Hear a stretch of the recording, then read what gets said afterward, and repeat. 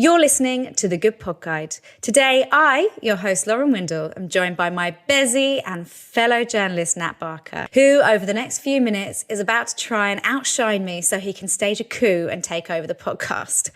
Nice try, Nat.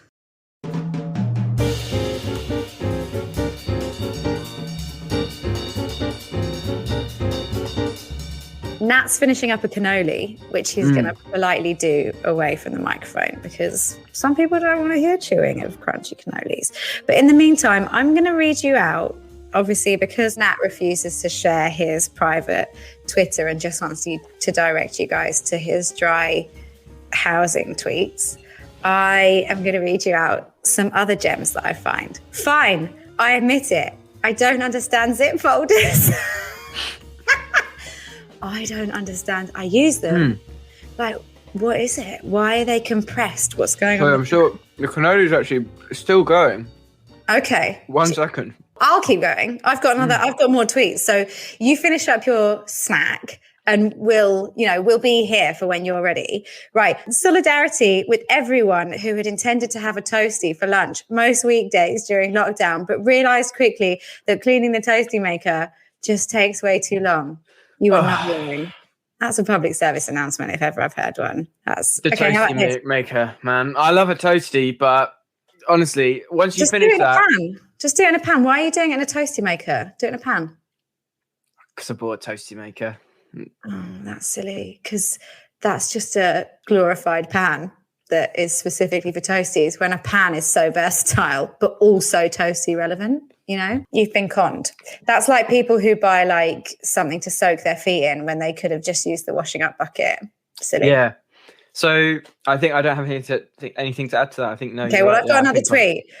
I feel very lucky that I have not. Okay. I feel very lucky that I've not even had to download TikTok to experience all of the joys of TikTok every time I look at my phone. Again, this is true. Witty, observational humor. Oh, okay. One more and then we'll talk about the podcast. I can't and never will respect any adult who drinks Monster Energy. I used to start my day when I was going into college as a 16-year-old with a V energy drink, which is like probably was at the time the primary competitor for Red Bull, and a cigarette. And that was my breakfast. That is rotten. Pretty gross. Yeah, pretty gross. I was not an athlete. Right. Today's podcast is Do the Right Thing, a comedy panel show with host Danielle Ward and team captains Michael Legg and Margaret Cabon-Smith, all of whom are comedians. The format is that the team captains and their guest comedians compete to do the right thing in strange scenarios that can range from everyday to the extreme. Yeah, I hadn't heard of this one actually, which I was surprised about. It's a panel show basically. It's very similar to a lot of the ones that you'll hear on Radio 4. But it's funny, and I think I prefer it to some of the panel shows that they have on TV, you know, Would I Lie to You and that sort of thing. They have some very well-known guests. They have a lot of well-known comedians who have been on the show. Yeah, these kind of like radio show, panel show things remind me of driving to see like our cousins on a Sunday. And on the drive back, Dad would put the radio on. And I always remember something like Just a Minute or I'm Sorry, I Haven't Got a Clue. Or like there was one about Mornington Crescent, but I can't remember what it was. And just being delighted when they were on instead of some old news show or something. Yeah, or a weird play. A weird radio play. No one wants to listen to the Archers when they're driving home.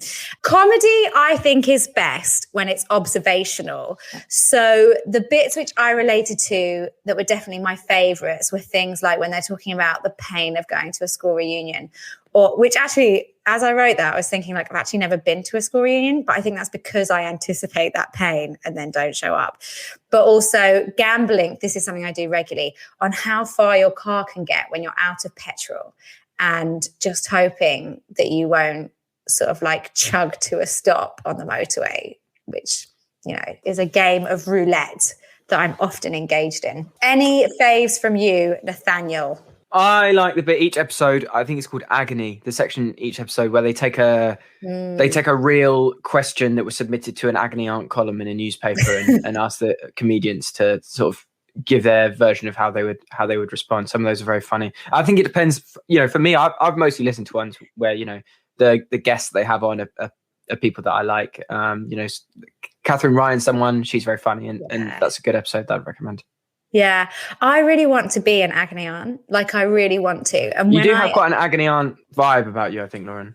Thanks. I do. Okay, you're joking, but I do think I've got. I think I'm the right kind of person. I'm not joking. When I applied for my job at The Sun, in my cover letter, I said that I was just waiting for dear Deirdre to die so I could swoop in and take her place. And I think they liked it. She's still clinging on. In fact, she's replaced the woman on This Morning, hasn't she? Is Deirdre an actual person? Yeah. Deirdre exists. It's not. I was going to say it's not like Mystic Meg, but Mystic Meg also exists. Yeah. I thought it was just because Deirdre starts with the word dear, so it makes sense.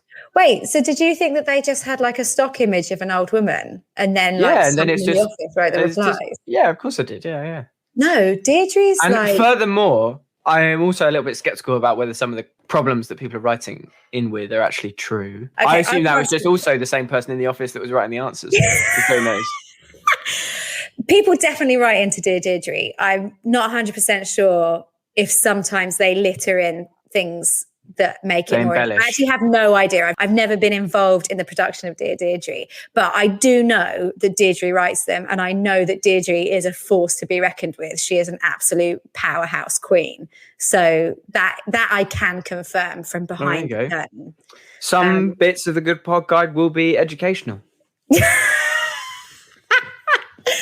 I can give you a tidbit, though, that one of my friends who used to work on a women's magazine, which I will not confirm the name of, I remember her telling me how they had to go, they were really pushed for time, and she just had her editor stand up and go, look, can anyone pull together some horoscopes? And they literally, that was just how they did horoscopes. It was just some person sitting there. It's just like, what should I put for this one? Yeah, like, you will get some money this day, with literally no understanding of how horoscopes work. Put your faith in a friend this week. Yeah, just sufficiently generic, like sort of those fortune cookies and stuff, That's how they did it. So don't trust all of the women's magazine's horoscopes, because it could just be my mate sitting at a screen quickly bashing out some generic inspiration. Anyway, there are 50 episodes and they're all about an hour long, but they've stopped recording. So that's your absolute lot. That's all you're getting. Yeah, they finished in 2019, I think. I do like this one. I like the way they just, it's sitting around talking about something silly and pointless. It's a bit of fun. It's a bit of lighthearted entertainment. And it's a good one to talk to your friends about. If you're somebody who sometimes struggles with the same sort of chat you get in the pub, how's work been? Maybe listen to a couple of these and you can use them as some conversation starters, possibly, if that's the sort of thing you'd like to do. I've once Googled what to talk about on a date for research from my book, not because I struggle, and, just asking for a friend. And I think these are the kind of topics that would be ideal. Maybe you could make flashcards.